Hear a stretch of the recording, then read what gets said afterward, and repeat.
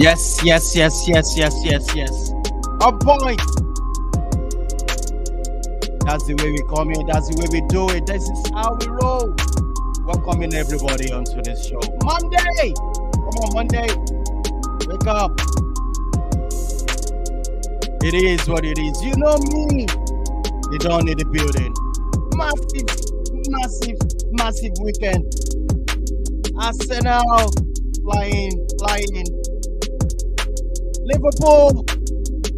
Everybody's so happy over the weekend. Sending me series of messages. Flying. Ugawas and everything. I tell you guys, it's been fantastic. I don't want to talk about Manchester United now. Leave me alone. I tell you, I'm ready. Who else is ready? Let's do this. Smash like on the video. I have great people. The analysts are all ready. But first, let me hear from Robbie. He got something to say. He got something to talk about. Summarize everything for me. Are you ready, Robbie? Robbie, talk to me. Are you ready? What's going on, bro? Yeah, I'm ready. Good evening to you, Dudon, and of course, good evening to our beautiful listeners at home. It is another beautiful edition of the Monday review show that is on RSTV, and of course, I will say a lot of actions over the course of the weekend. Let me start with the good news. Let's start with the big boys before we come to the small boys. The big boys talking about Arsenal. They went all the way to Stamford Bridge to get that vital win against Chelsea, and of course, Manchester City. They left it late against Fulham before that man, Erling Haaland, was on hand to rescue all 3 points for the citizens. And of course, coming down to the small boys, in this case, Manchester United were walloped, Be careful. were humiliated.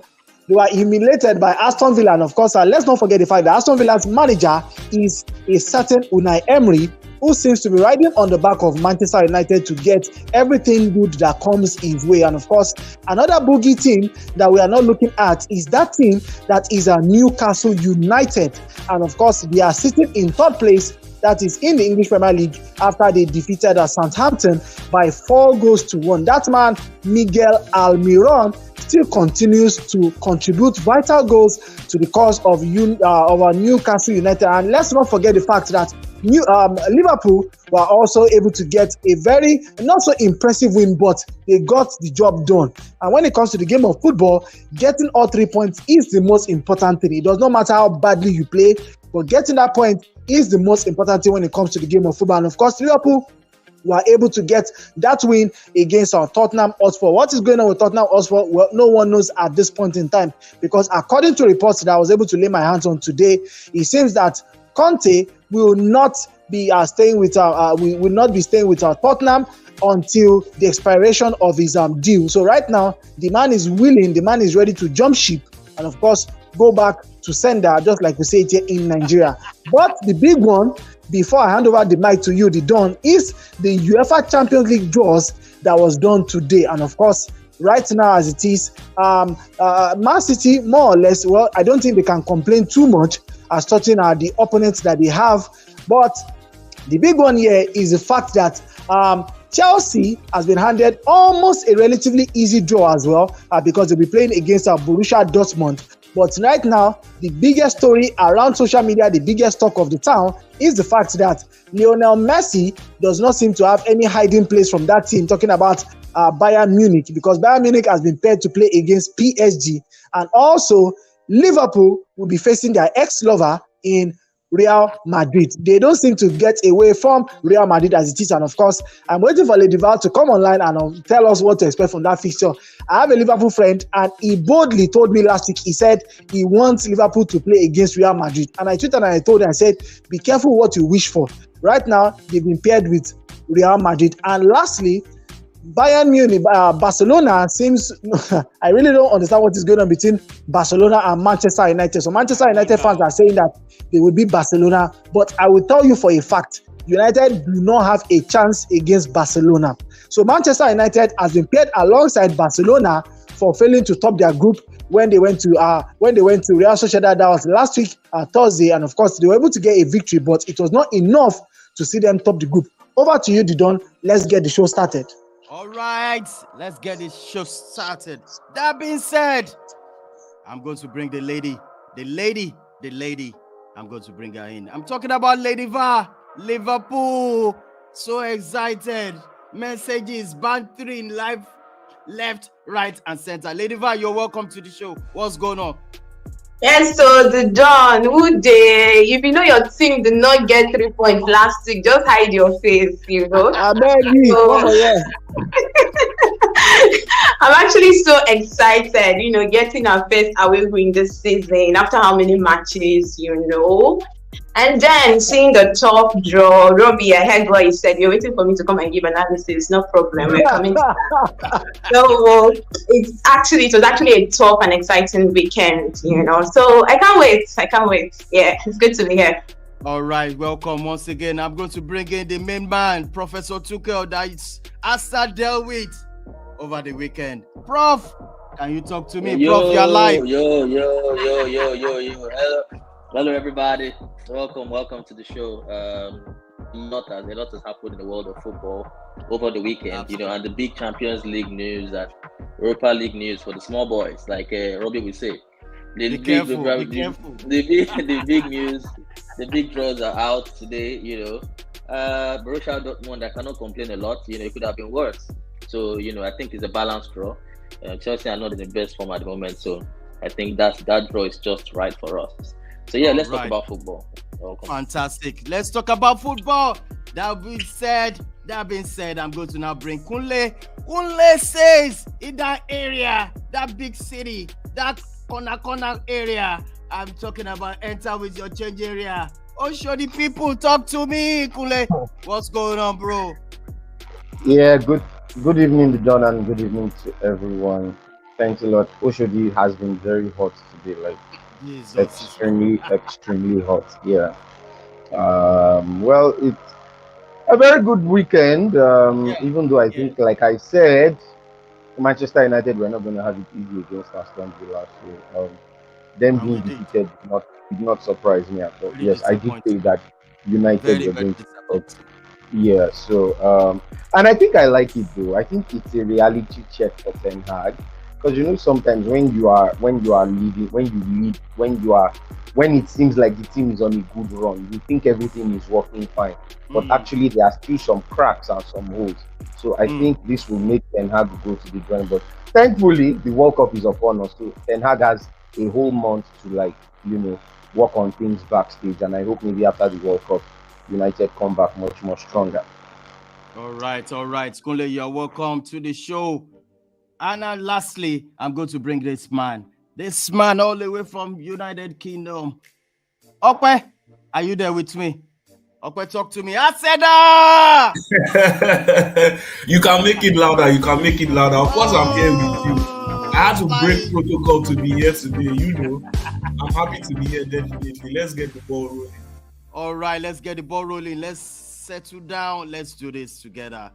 Please, if you're watching this for the first time, anywhere you're watching from, please smash the like on the video. This is Intercontinental Sports TV. You guys are ready. I'm going to start with you, Okwe. What is the magic? What's the result? How did you do it? Arsenal winning over Chelsea. People want to hear you, Okwe. Hard work, and consistency. That's just it. You know, at the Friday review show, I did tell you that I wasn't confident because of the slim margins at which Arsenal had been winning. However, you could see that the boys went to battle. First of all, it was a London derby, probably the toughest London derby that we usually have in terms of the nature of London derbies. And you know, these teams, no love lost between them. There was already tension right up because of that promo that Aubameyang made. And it's just good to know that Mateta's boys made a statement. It was a hard-fought victory. It was a good game between two very good teams at the end of the day. But Mateta's boys were successful. It could have been more than one goal. I believe Gabriel Jesus and Odegaard, they could be blamed for the scoreline. The scoreline could have been more than that. But at the end of the day, it was a good game. 3 important points for Arsenal after Manchester City edged a very, very, very, very late win. Arsenal needed that victory like no man's business. So good football, and I'm happy to be an Arsenal fan. Lady Va, over to you now. I want to talk to you about your game, Liverpool. How did you guys went ahead and demolish Spurs? Salah on point. Forget it. 2 goals. Let's go. First of all, let me clear my throat and raise my shoulders high, because when you are big, you know. So on top 9th position, then the race shoulder. On top 9th position, I the race shoulder. Well, you guys should allow me, please. It's not easy. It's not easy. So well done. Before the pre-analysis we did before the match, you know, it's not really much of a surprise because Tottenham, both teams have not been having a good run. But then Tottenham, the injury, Son's injury, and then from what I saw in that match, the first half, Tottenham were just worse. They were playing like one inning back team like that. It was in the second half that they got back, you know. But then we saw the defensive resilience from Liverpool. Konate was just bossing that back line, you know. He made so many saves. He cleared so many balls and all that. And then the defensive errors from Tottenham, especially the second goal, the Dyer's where he was trying to hit the ball to Lloris, that Salah capitalized on it. So Salah was like on top of his game yesterday. That's the Salah I know. So he utilized those 2 chances very well, although he missed so many chances. And although I'm a Liverpool fan, but I need to say the truth though, that foul, Arnold and Sessegnon, you know, we saw something similar during the Man City match that Cancelo was shown in red. So I think that was actually a penalty. I don't even think, for me, that was actually a penalty. But just like Tottenham, you know, Nigeria, I would say village people, like their village people, we are really on top of their matter yesterday. Everything was just against them. The officiating, the ball was just hitting the bar, you know, so many chances that they missed yesterday. Yeah. But then it was still a good game, and I'm happy that the big boys actually came out with 3 points. So it's not easy. Let me quickly show you this. You are still in number 8 in the league. It doesn't mean we'll keep climbing, and before you know, I just want to show you. Now, Professor Tuchel, it's a fantastic weekend for Arsenal, but a bad one for Chelsea. Prof, what's your summary to this game? I mean, how do you where did you guys got it wrong? What happened? Where did you guys get it wrong? It was a poor game. It was a poor game from Chelsea. Yeah, absolutely. I think they were very, very underwhelming. They didn't. I mean, it was expected. Oh, naive. Are they naive? No, they were not. There are big players in there, but I don't think they are not out of form. They are very experienced players in that team who know exactly what it takes to win a derby, to win a big game. But I feel like they are not confident enough at this moment in time. And doesn't help. I keep talking about it, but it doesn't help when your best players are not available. And you have to talk about your coach. I want you to talk about your coach. Exactly. It doesn't also help when you have a manager, you know, when you bring in a manager in the middle of the season who, for me right now, doesn't know his best team, who even though I think doesn't know the players very well. He doesn't understand these players very well yet. He doesn't know some of them, their best positions. They don't have a clear structure of how to put the ball in the back of the nets. They don't have a clear structure of how to play. So I think that's not good enough. I wasn't happy when Thomas Tuchel was sacked. I'm still not happy at this moment in time. Every time I watch Chelsea play and they play badly, I just think about the fact that he shouldn't have been sacked because he signed some of these players and he had plans for them. So to bring in a manager, a relatively inexperienced manager at this level, at this stage, to come and handle these players, it was always going to have an effect. And I think we just have to give him time, more time, and maybe he needs a January transfer window to get some players on board and go for it. But then Arsenal, on the other hand, I was hammering on it on Friday, and he thought I was using the reverse psychology. I actually was being serious when I said Arsenal needed to show some character and go to the bridge and got 3 points, and that was exactly what they did. And at this moment in time, only one club has failed to win the Premier League, having got this number of points that Arsenal have, and that was Newcastle. So when you get to this stage, I think Arsenal must now start to believe that they can win the title. The only problem I have with them, I don't know if Prof will agree with me, is that they don't have a striker who can score 25 goals a season, and I think that's where they'll come short. I think Gabriel Jesus is not a killer. He's a workaholic. He can play for the team, but it's not a killer in front of the goal, and that's why they are struggling to get goals these days. I think if not for that shambolic defending by Chelsea, the game for me would have ended in 0-0. So they need a striker, and when you look at their counterparts who they are both fighting for the title now, in Man City they have Eden Haaland who can't stop scoring. So I think that's where they will come short. But it's a pity, but they are doing very well. As now they are showing they are playing very well, and kudos to them for the game. Yeah. All right. You can see that in your voice that you are so disappointed, Prof. And that being said, I'm going to go to Kunle. Kunle, our match against Aston Villa, I saw it on Thursday that we are so lethargic, we're so tired, and you could see it on that. I mean, yesterday. What's your summary about the game? Aston Villa versus Manchester United. Kunle. Sorry, Didon, can you please come again? Yeah, I'm talking about our match now. Over to you about Aston Villa versus Manchester United. You know, the game, you could see it all over Manchester United players. They are tired. I mean, what's your summary? What's your take on that match? I don't understand. Which tired are they tired? I mean, so is it the trashing that you don't understand or what? No. When you say that they are tired, I want to try to understand. Like, how many games have they played this season? Okay. Yeah. Oh, you can see that there was simply no. I don't. Wait, if they are if they are tired now, when we now reach February, they will die or they will fail.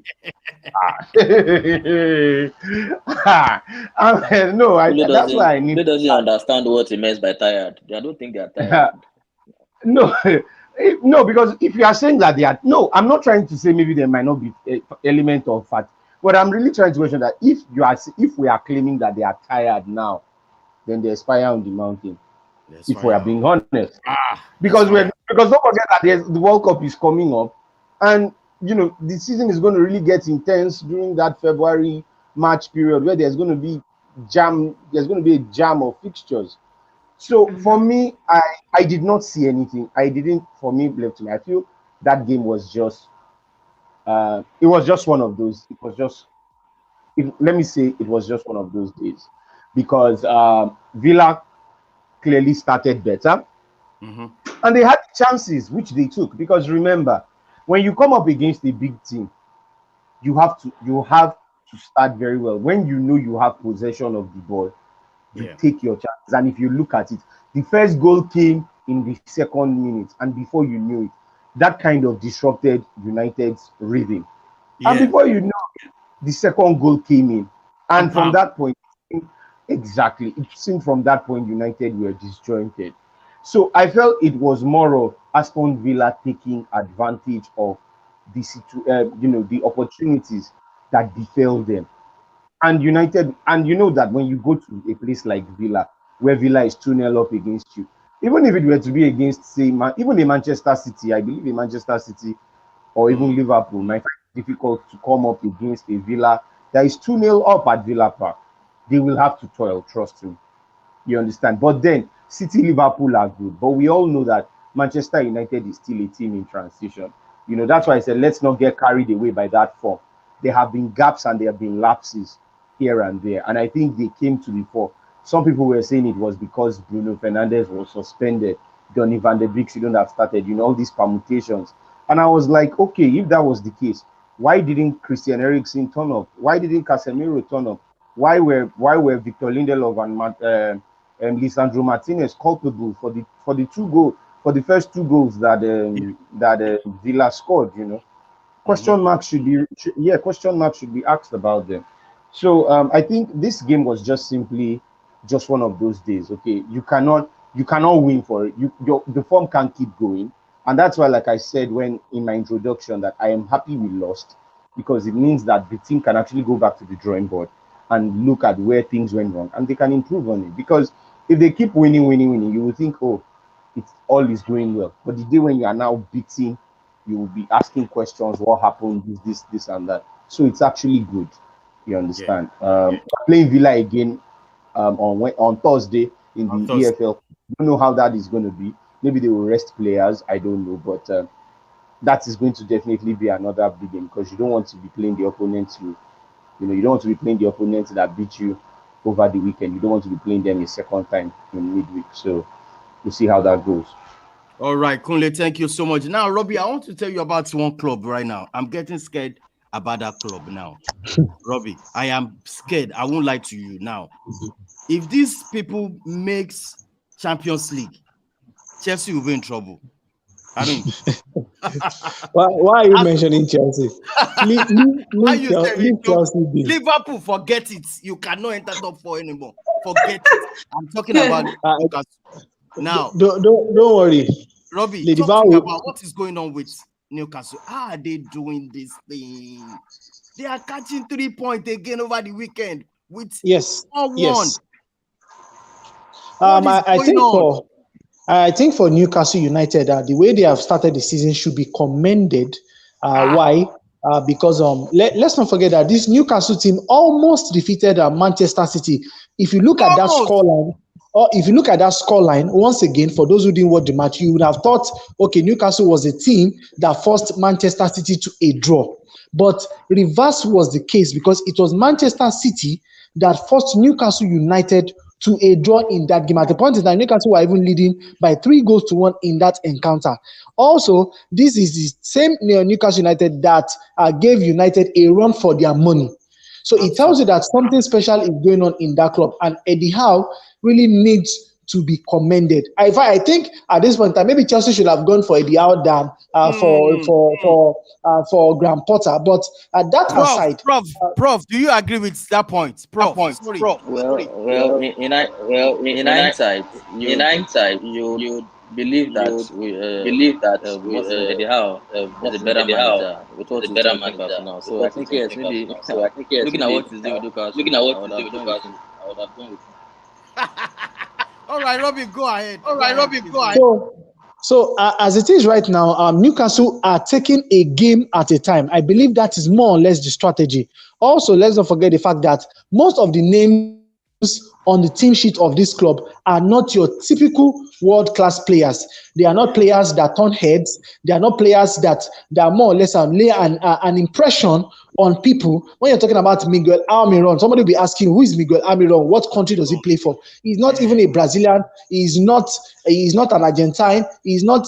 So that shows you what is going on right now with Newcastle United. And of course, like I told you, that match against Southampton, yes, for me personally, I saw it coming for Southampton because I knew that they did not stand a chance against Newcastle. This team is mobile. Everybody in that team knows what they are doing. And of course, if you look at that team properly, there is nobody that feels that they are bigger than the club or they are even bigger than their colleagues. So everybody is playing for everybody. The coach is doing what he needs to do. Keep the players in check, keep them happy, and of course, play to the strength of these players. And quickly before I round up my point, I think that is one of the things that Aston Villa did against Manchester United. If you look at that match properly, Aston Villa dealt with United when it came to pace. Their transition from attack to defense was something else. Look at the tackle that Luke Shaw made. That was the tackle that brought about the free kick that was converted by Luka Dean. And look at the pace in which the Aston Villa player reacted to that loose ball, which actually came from a United player. And of course, we all knew how that ended. So Aston Villa dealt with United when it came to their pace. Their transition was top notch. They were not holding on to the ball and trying to do something funny. They were looking for the player who was on the move, and they passed those balls to them quick in transition, and they were hitting United as the opportunities came by. The third goal for me was actually a beauty. The third goal was more or less like a penalty because there was no United defender in sight anywhere near that ball. And of course, that player was able to tuck it into the top right side of David De Gea. Yeah. So as it is, back to Newcastle, I believe they are doing something special. And of course, hopefully, they will be able to break the top 4 jinx as it is right now. I pray not. Now let's talk about somebody sending me a message. I'm very funny. All right, it's all about Champions League. Okay, this is a draw that was made today. I want to start with you, Okay. What do you think about this draw? First of all, I think is one of the most exciting draws I've seen in a couple of years. But obviously, with football, you already have the optics saying maybe this is already tailor made for a potential Manchester City and Real Madrid final. But that is a very, very huge claim from those optics. But so far so good. These draws look very exciting, and anything can happen. First of all, we're looking at RB Leipzig versus RB Leipzig, Manchester City. It's going to be a difficult game because for Manchester City, it's not going to be easy. But obviously, it's a game that you expect Manchester City to win on paper. And look, but then Leipzig are technically well-rounded. I like the team. And then they've got the dangerous players in Timo Werner, Christopher Nkunku. They've got Dominic Sobotlai. Wow, that's true.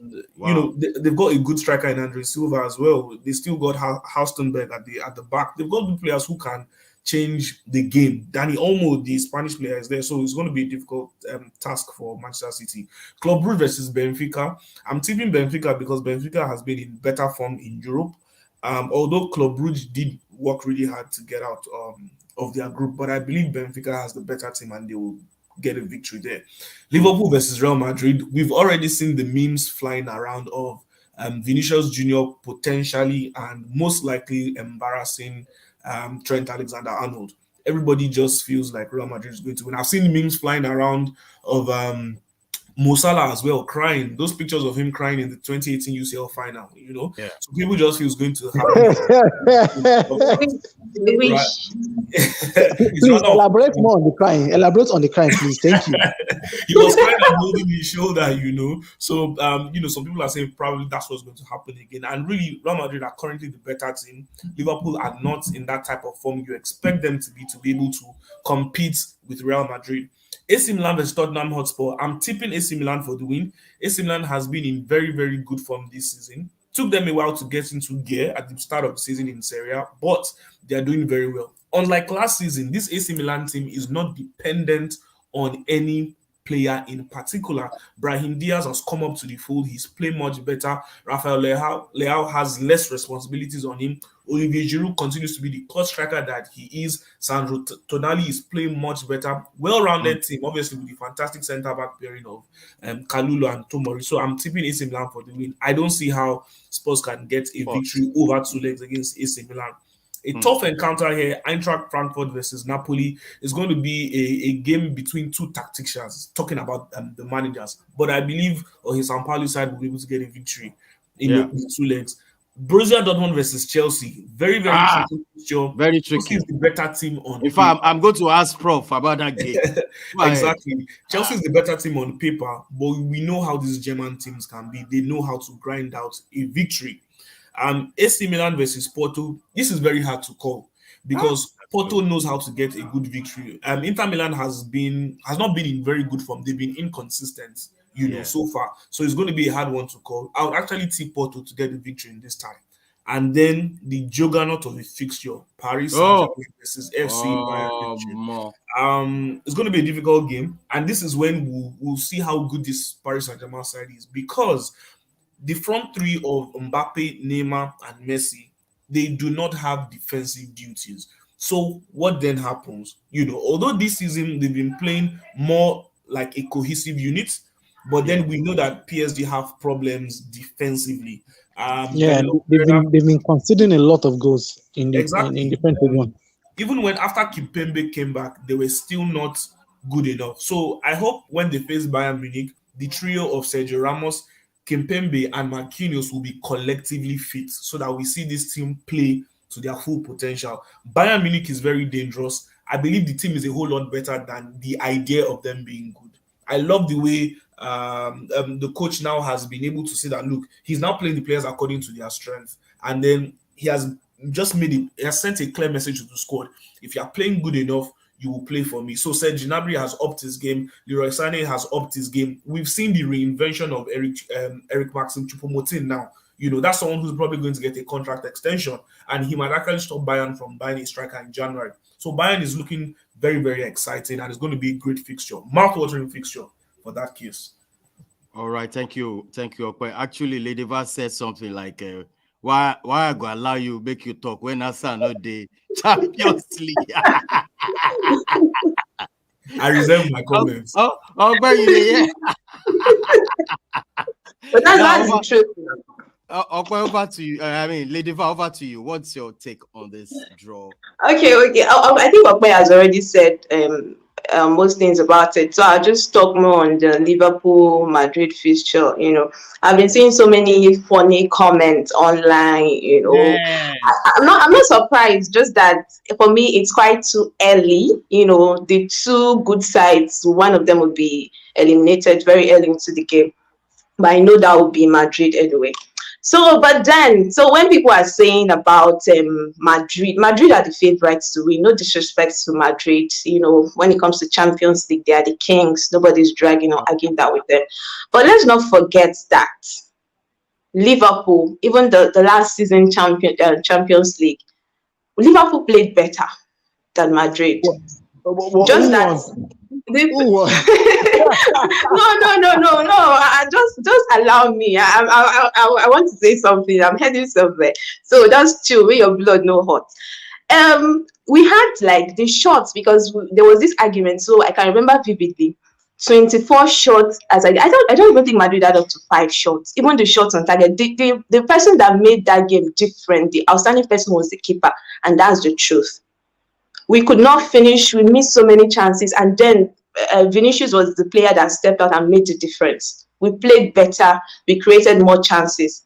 So it's fine. Madrid currently they are the better side. Liverpool we're having a bad run, but then I'm happy it's going to be February. So hopefully we don't get more injuries. My players are back, and I expect Liverpool to actually put up a good fight. Madrid, I don't know what's it with. This fixture is beginning to be like that of Napoli. We're always getting to meet them. And I know this time we are going to seal this revenge once and for all. We're going to seal this revenge and they are not going to get past the round of 16. So it's going to shock all of you that are saying that Liverpool, they're not going to progress, because I trust them to step up to the game when they actually play those big opponents. And another fixture is the PSG the PSG Bayern. Yeah. Oh my God, I don't. Yeah. I don't know. I saw this funny thing about how Bayern, Messi thinking he has escaped from Barcelona and they're going to hunt him in PSG. So it's going to be a very tough fixture and it's difficult to predict. For me, it's like a 50-50 thing. So you don't really know. So those two are the top. The others are just small boys that anyone can just emerge. So we are not really surprised. Then it's going to be very tough in February. But then watch out for Liverpool. Trust me, you're going to beat Madrid. All right. We are watching out for you now in the second phase of the league. We're there, yeah. All right, Prof. Everything has been said about this draw. What do you think about your chances, Borussia Dortmund facing Chelsea? Yeah. First off, before I speak about Chelsea, I think a lot of people are writing Liverpool off, and we have to. And I think it's too early to do that. Like Lady Var said, I think they really played very well. I think they would play better. I just think the little bit of loopholes, the Alexander Arnold factor might haunt them. I think Madrid might win the game in moments, and that was how Madrid went to win. They went on to win the last season's Champions League. They won it in moments, mass brilliance, and things like that. So, but then when you have Liverpool's players back on, the likes of Luis Diaz, Firmino, Salah, when they are back firing, which I think they will. I think after the World Cup, Liverpool, I think we'll see a different Liverpool side. So I think it's going to be it's going to be tighter than we think it will be. The Chelsea's Borussia Dortmund one is the same. It's just like it's almost like the same. I feel like by next year, we should have our players back. Fofana should be back. Reece James should be back. And if this manager is ready, to go on to greater things, he must have then, found out his best formation. By then, I believe Chelsea should be playing better than they are now, with their players back, and maybe them finding some form. It should be on paper. It should be a fixture that Chelsea over 2 legs, should get past Borussia Dortmund. But it's going to be difficult. Because I know how it is at the Borussia Dortmund stadium. The yellow wall. It's very intimidating to go there and play. Always very, very difficult to play there. So it will be a game of two over two fixtures, and whoever plays better at home can make use of the crowd better, and everything. I think we'll go past the other team. So yeah, that's it. All right. Thank you, Prof. Over to the Thursday Football Club. I know you. I don't know what to expect. This the small boys. Oh my goodness. Europa down. Kunle, over to Rozo. Now we did there. What do you say about this? Well, this is a playoff draw. This is not the main. This is not the main round of 16 draw. They will first play this one to determine those who will now play. And yes, to determine the main round of 16 draw. And I just hate UEFA because all of this is the handwork. Is the handwork of UEFA, and it just makes me annoyed that Manchester United are having to play. I personally, let me be frank with you, I would prefer Barcelona to beat United so that United can just focus on the Premier League, do top four, and enter into the. Yeah, I don't like the Europa League. Europa League is not, Europa League is not the competition where United should be playing, but the way UEFA have how the competition has been restructured, one big English team, and thanks to the competitive nature of the Premier League, now there must be one big team that will be in the Europa League. I hope it will not be Manchester United after this season, sure. But that aside, I think it was always coming that United were going to play a big team, and it was Barcelona. There are some people who are afraid that that United might not be able to beat Barcelona because they still probably have fears of from time past, the days of Lionel Messi. But I think the game is actually going to be much more open. I mean, because they have Robert Lewandowski, to me doesn't mean that that probably gives them the edge, or because they have some other. This Barcelona team is nothing close to what it used to be with when Lionel Messi was there. You understand? It's a real struggle for them. So I think this is going to be a very open match. It can go either ways. I mean, United can go to the Camp Nou and beat them. If it were to be when Messi was still there, you could say yes, that was an impossible task. But I think anything can happen. I think anything can happen right here. Cristiano Ronaldo would probably most likely still be here. So maybe this is going to be a chance for him to do something well in a fixture against a team he has enjoyed playing at Real Madrid. So I see it as an open. Game. In the other fixtures, Juventus against Nantes, I think that's another open one because you can't trust Juventus. They've been very terrible in Europe. They are just trying to get form in Syria. So maybe this will be an opportunity for Moses Simon of Nigeria to make a huge statement against them. Sporting Midtjylland, I think Sporting should be getting through that game, but strange things happen in the Europa League. Shakhtar Donetsk, Rennes, that's going to be a real battle because I think these are two teams of equal strength. It's going to be difficult to know who will win. Ajax, Union Berlin, the same thing. Union Berlin are doing very well in the Bundesliga, if I am correct. They've been leading the Bundesliga for a very long for much time. I think they lost against Bayer Leverkusen yesterday, but but they are doing well. So this is another tough match. Leverkusen, Monaco, difficult to call as well because two teams of almost equal strength. They have good players. I think they'll have a go at each other. Sevilla, PSV.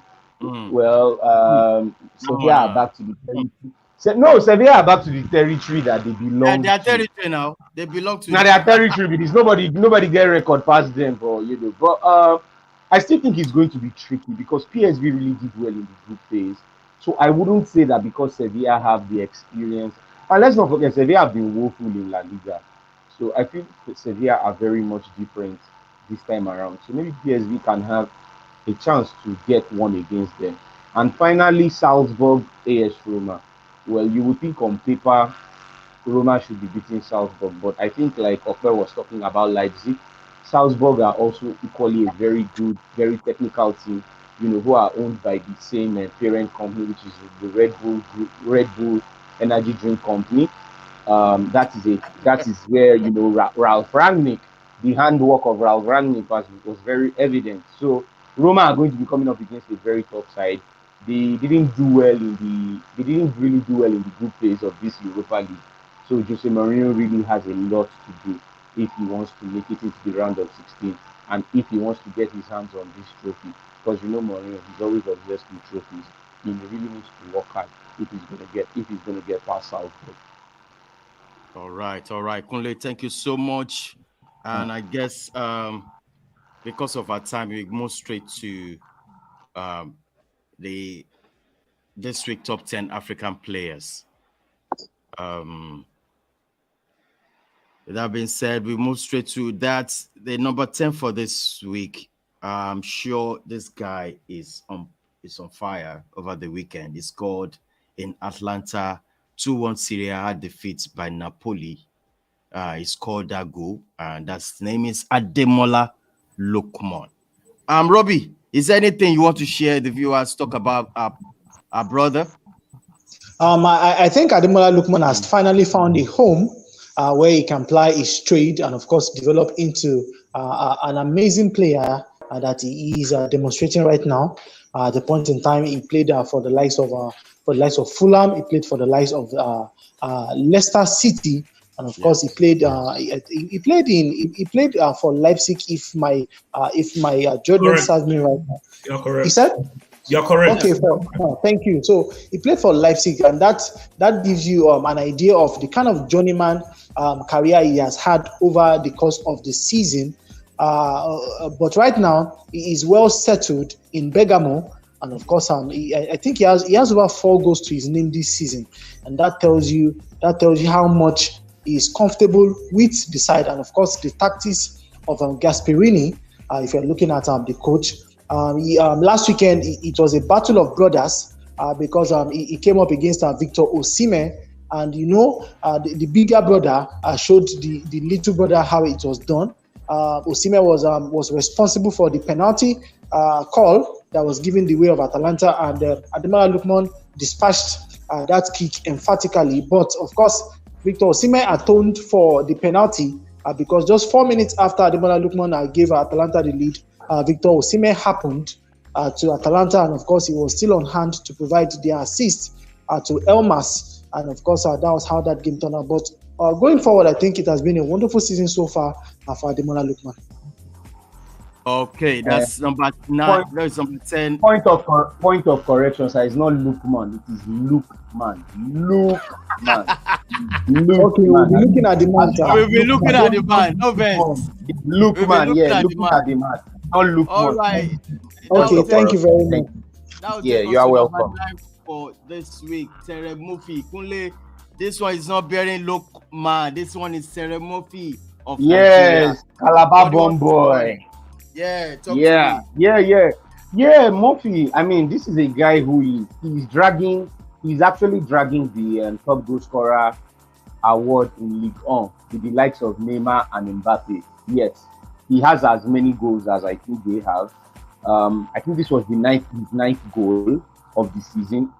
You can see that he was coming up against the PSG team who they struggled in this match, but I think Messi's brilliance came through for them at the end of the day. But it was a good one for Murphy. He's really growing in this league, and if he keeps scoring, I'm not going to be surprised if a big team is going to come for him because he's really been phenomenal. I mean, for you to be dragging the likes of Mbappe and Neymar for top goal scorer award. All right, Kunle, that's number 9 for this week. And this go to number 8 for this week. His name is David Okereke of Nigeria, who scored a goal in Cremonese's 2-2 draw with Salernitana. Salernitana. Kunle, can you say something about this guy? He's a Nigerian. David Okereke. He used to play for Club Brugge. Previously, but he moved to Cremonese this season. He plays with this other Nigerian Cyril Dessers, and although things haven't really been going well for Cremonese, but Okereke is a quality player because when he was in the group, he used to score. And I think this was his very first goal for Cremonese.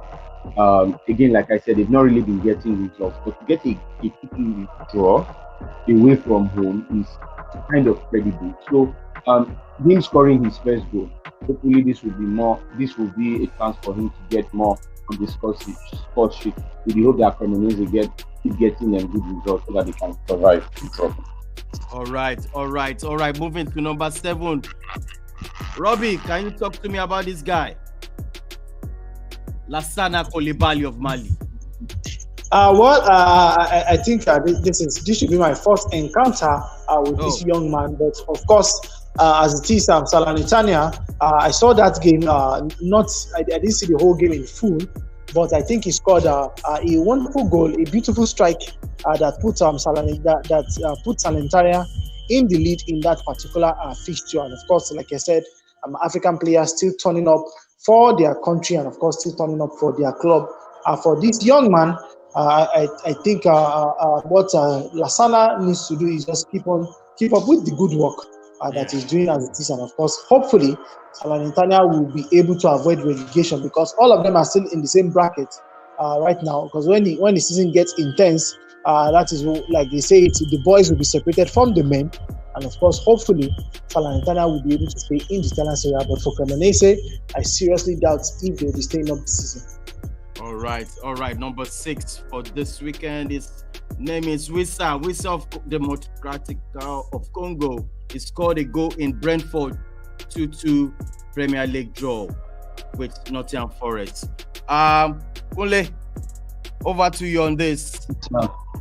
Johan Wissa, a player who was signed by Brentford last season when they gained promotion to the Premier League. He hasn't really played much this season. Most times he's on the bench. But so it's a good one for him to come on, and score a goal. And against the Nottingham Forest team, who needed a response after being pummeled by Arsenal 5-0 previously. So a good one from him. He's definitely got talent. He's the kind of person that Brentford can call off the bench if they need a goal if things are not going their way. So a very good one too. Yes. That will move us to number 5 for this week. I'm looking for this guy. Come outside. His name is. This guy has been phenomenal over the weekend. Robbie, Victor Osimhen for you, number 5 for this week. Just like they say, Victor James Osimhen. That is arguably one of the most informed striker in the Italian Serie A right now, if not in Europe. Aside Kylian Mbappe, and of course aside that man that is Erling Haaland, and of course his goal against Atalanta took him to 32 strikes, and of course from what we were able to gather, that puts him on top of the list of the most successful Nigerian strikers in Italian football. So right now, he has overtaken a certain Simi Nwako as the top goal scorer in the Italian Serie A. And of course, that tells you so much about this young man. At a point in time, early this season, he was injured. And I think a lot of people really doubted how fast he could get into the side.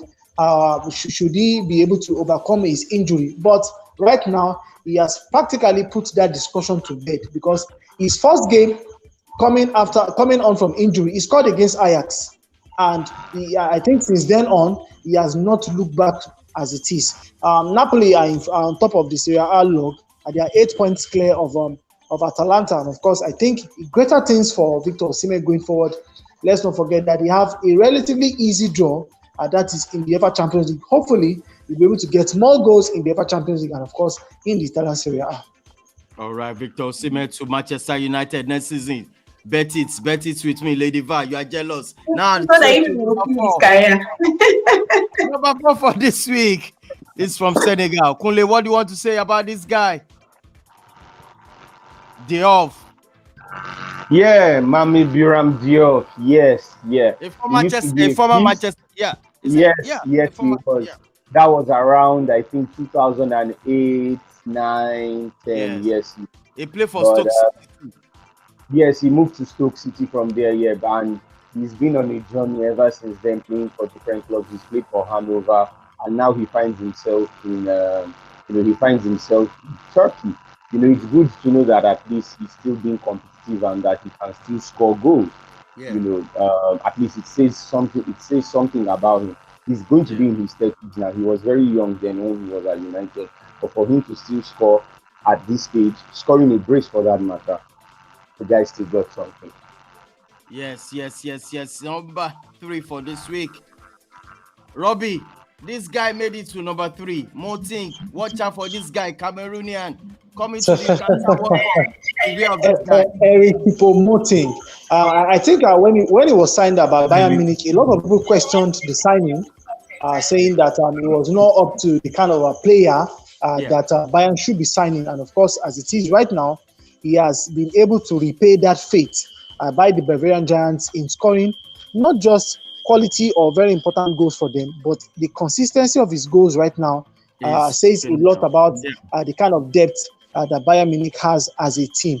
And of course, when somebody like Muller is not firing, when Sadio Mane is not firing, even when Mane and Gnabry are not firing, Choupo-Moting, yes, comes in to get the job done for Bayern Munich. And of course, like I said, so far, he has been impressive for Bayern Munich going forward. Hopefully, like I said, he will turn up for Cameroon at the World Cup. Yes. Kunle, this number 2 for this week. I tell you, you've been talking about this Cameroonian guy, Mukoko. Yes, I mean, this guy. He keeps entering it. And I told you that this guy is good. This guy is going to overtake Haaland. See, this guy is going to overtake Haaland. People don't just know. Forget this guy is good. He's just that is it. He's definitely going to keep improving as each game comes, and it only goes to tell you that Dortmund put a lot of faith in him. And I honestly, if this guy is Dortmund are going to keep this guy, they will let him develop, and he's going to be. Now the battle is going to be who is going to carry him. The way it is going, I believe Germany will carry him, because of course Germany has the power over Cameroon. Even though he was born in Cameroon, but it would be sad though. But imagine if he were to play for Cameroon, we could be talking about somebody who could be potentially one of Africa's best players in the future, and hopefully we get him. But if Germany picks him, good luck to him, whichever way. We wish him the best, but he's definitely doing well at the moment, and he's definitely going to improve as he keeps getting more game time. All right. Now, Ope Adebari, this guy, over to you. Your Nigerian brother, my Nigerian brother. This guy is on fire. Hat-trick. Can you talk about Paul Onuachu? Yes, Paul. Yes. Our Nigerian brother, Paul Ebiri Onuachu. Actually, in this game, he scored 4 goals. And that's just a testament to how good he has been since last season. Is on fire. And he has scored the most headed goals in Europe, in all of Europe's top leagues so far this calendar year. But you know something about Onuachu, he doesn't just find a way to transform his club form to Super Eagles form. That's why he's not always in Super Eagles. I really wish he could find a way to translate that form into the green, the green, white, and green of Nigeria.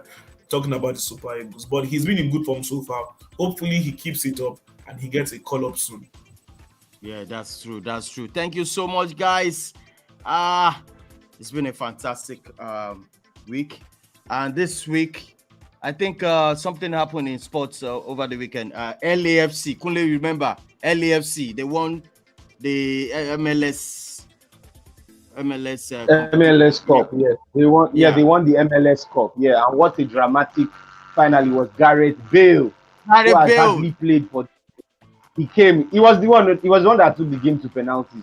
Then the guy has hardly played for LAFC, but they took it to penalties. But you know how to win. The penalty out was so amateurish. If you see the goals that Philadelphia Union, you'll be like, are these guys professionals at all?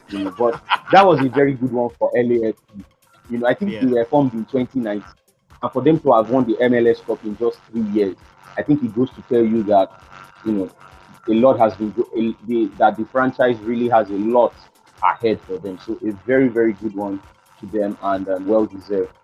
All right. Los Angeles is all about soccer. Hollywood, there were some stars who were there, so Yeah. Hollywood is all about right. soccer. Yeah. This is how far we can go, guys. Please smash the like on the video, subscribe to the channel. I want to thank Lady Val for coming to the show. We look for yes. At least you guys won the match. So thank you so much for showing up. Thank you so much. Yeah.